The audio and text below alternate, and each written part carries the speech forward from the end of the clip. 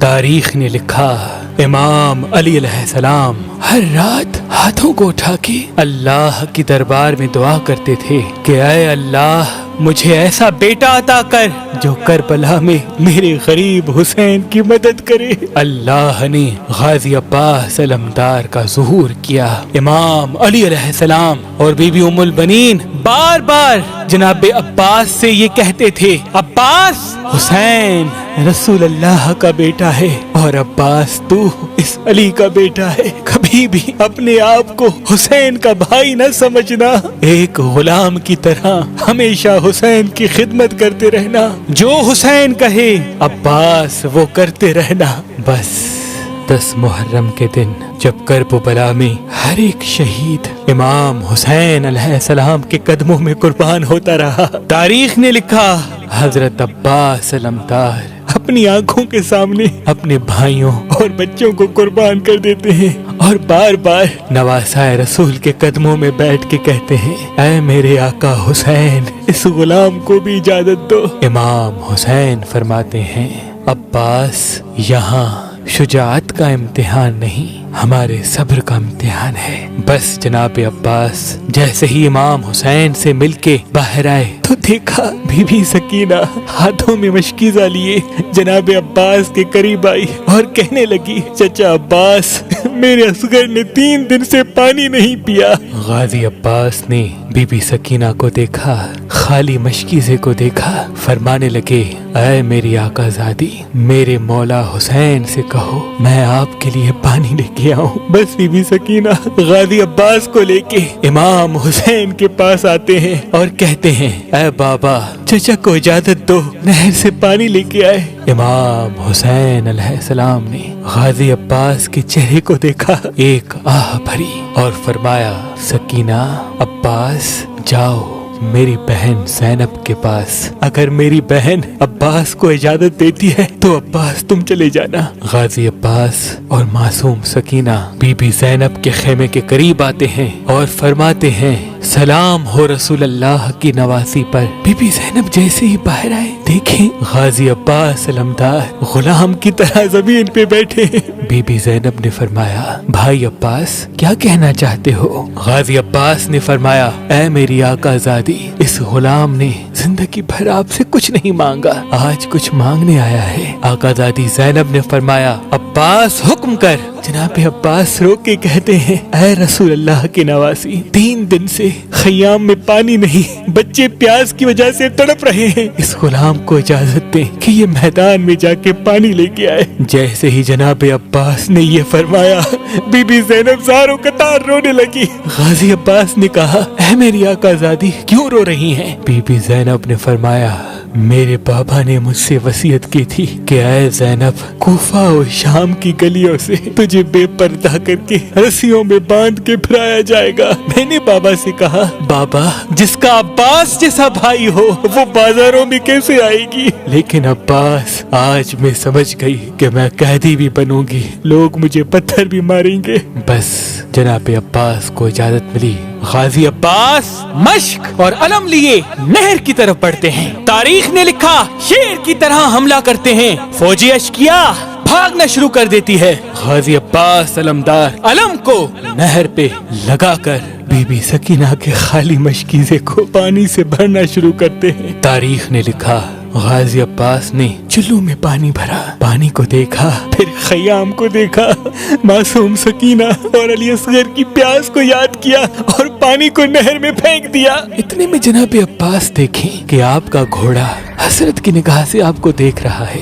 غازی عباس نے کہا، اے میرے گھوڑے تو بھی 3 دن سے پیاسا ہے، نہر کے سامنے ہے، پانی پی لے۔ گھوڑا اپنی زبان میں کہنے لگا، اے میرے آقا آپ میرے مالک ہیں، آپ نے بھی پانی نہیں پیا، کیسے ہو سکتا ہے؟ آپ سے پہلے میں پانی پیوں، پہلے آپ پانی پیے پھر میں پانی پیوں گا۔ بس جیسے ہی گھوڑے نے یہ کہا غازی عباس چیخ کے رونے لگے اور کہنے لگے، اے گھوڑے جب تو اپنے آقا کے بغیر پانی نہیں پی سکتا تو میرا آقا حسین 3 دن سے پیاسا ہے، اس سے پہلے میں کیسے پانی پیوں؟ بس مشکیزے کو بھر کے خیموں کی طرف بڑھنا چاہا۔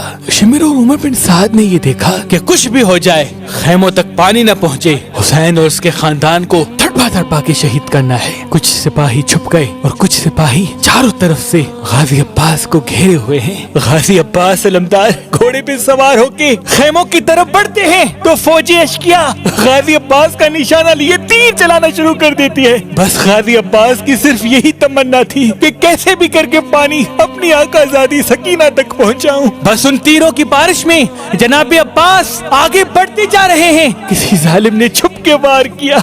जनाब गाजी अब्बास का एक बाजू कलम हो गया। मौला अब्बास ने अलम और मश्क को दूसरे हाथ में थामा और खेमों की तरफ बढ़ रहे हैं। किसी जालिम ने छुप के वार किया और जनाब गाजी अब्बास का दूसरा बाजू भी कलम हो गया। बस जनाब अब्बास मश्क को अपने मुंह में संभाल के खेमों की तरफ बढ़ रहे हैं। हजारों तीरों की बारिश जनाब गाजी अब्बास के जिस्म पे हो रही है। तारीख ने लिखा गाजी अब्बास के चेहरे पे जिस्म पे तीर लगना शुरू हो गए। एक तीर जनाब अब्बास की आंख में लगा। जैसे ही तीर मश्क को लगे और मश्क से पानी बहना शुरू हो गया, गाजी अब्बास ने बहती हुई मश्क को देखा, खेमों की तरफ मुंह करके कहा, मेरे मौला मुझे माफ करना। इतने में कोई जालिम जनाब गाजी अब्बास के सर पे वार करता है और जनाब अब्बास घोड़े की ज़ीन से ज़मीन पे आते हैं। वहाँ ये मंजर जब इमाम हुसैन अलैहिस्सलाम ने देखा, इन्ना लिल्लाहि व इन्ना इलैहि राजिऊन पढ़ा और नहर की तरफ बढ़ना शुरू किया। जनाब अब्बास के सर को अपनी गोद में रखते हैं। इतनी देर में जनाब अब्बास फरमाते हैं, ऐ मेरे आका मुझे माफ करना, मैंने कोशिश तो बहुत की लेकिन मैं अपनी शहजादी सकीना तक पानी नहीं पहुंचा सका। इमाम हुसैन ने फरमाया, अब्बास अल्लाह की मर्जी ये है कि हम सादात प्यासे रहकर अल्लाह के दीन पे कुर्बान हो जाएं और हमारी प्यास को कयामत तक याद रखा जाए। फिर गाजी अब्बास फरमाते हैं, ऐ मेरे मौला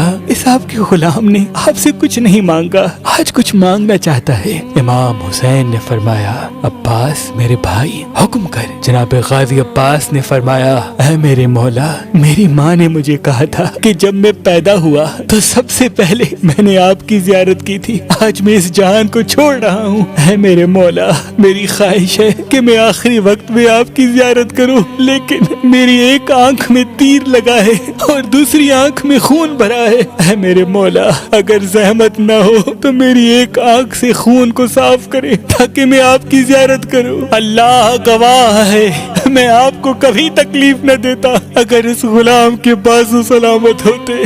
बस इमाम हुसैन ने गाजी अब्बास की आंख से खून को साफ किया।